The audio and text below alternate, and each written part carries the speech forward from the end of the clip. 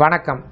இந்த வீடியோவில் 74% டிஏ உயர்வு சற்று முன் அரசு ஊழியர்களுக்கு ஹாப்பி செய்தி குறித்து தகவல்கள் கிடைத்திருக்கிறது. இது சார்ந்து முழு விவரங்களையும் பார்ப்போம்.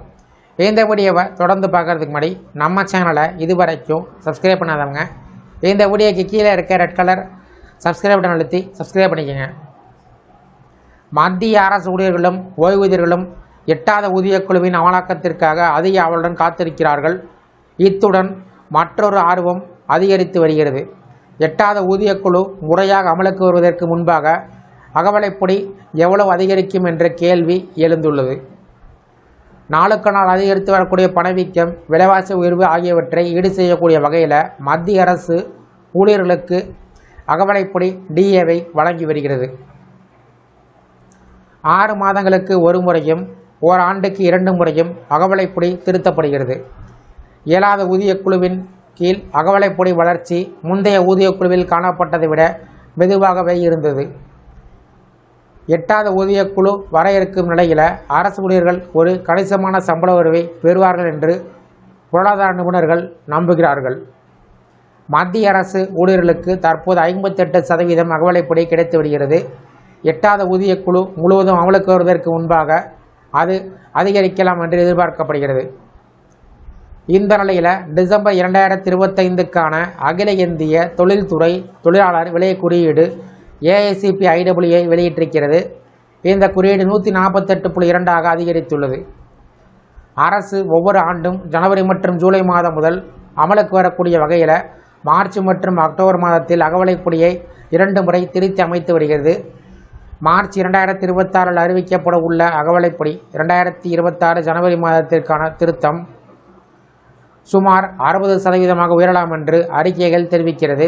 அதற்கு பின்பு 2027 ஆண்டு நடுப்பகுதிக்குள் மேலும் 2 முறை அகவலைப்படியில் திருத்தங்கள் எதிர்பார்க்கப்படுகிறது. 8வது ஊதியக்குழு தனது பரிந்துரையை சமர்ப்பிக்கக்கூடிய நேரத்தில் அகவலைப்படி 74% வரை நெருங்கக்கூடும் என்று தகவல்கள் கிடைக்கின்றன. இது மிகவும் முக்கியமான ஒரு விஷயம். ஏனென்றால் ஒரு புதிய ஊதியக்குழு அமல்படுத்தப்படும் போதெல்லாம் அகவலைப்படி 0 ரீசெட் செய்யப்படும்.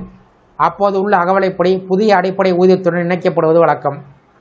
அவ்வாறு அகவலைப்படி ரீசெட் செய்யப்படும் நேரத்தில் அகவலைப்படி அதிகமாக இருந்தால் அது ஒரு சிறந்த சம்பள உயர்வுக்கு வழிவகுக்கலாம்.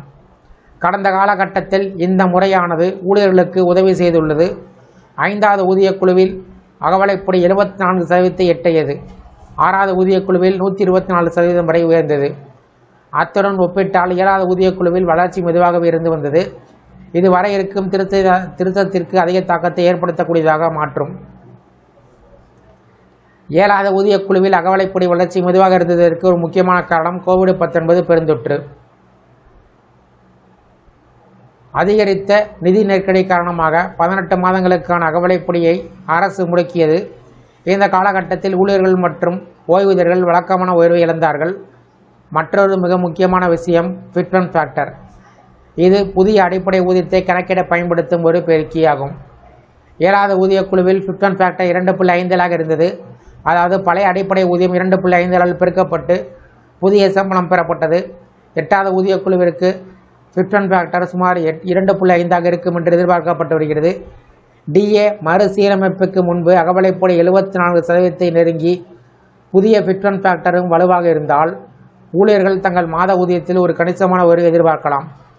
பல அரசு ஊழியர்களுக்கு 7வது ஊதியக்குழுவின் கீழ் இருந்த மந்தமான ஆண்டை 8வது ஊதியக்குழு இறுதியாக ஈடு செய்யலாம் என்று கூறப்படுகிறது. இந்த வீடியோ குறித்து உங்களோட கருத்துக்களை கமெண்ட் செக்ஷனில் பதிவிடுங்க. இந்த வீடியோ பிடிச்சிருந்தா வீடியோக்கு ஒரு லைக் பண்ணுங்கள். இந்த வீடியோ இருக்கும் ஷேர் பண்ணுங்கள். மற்றும் ஒரு பயனுள்ள வீடியோவில் சந்திப்போம். நன்றி.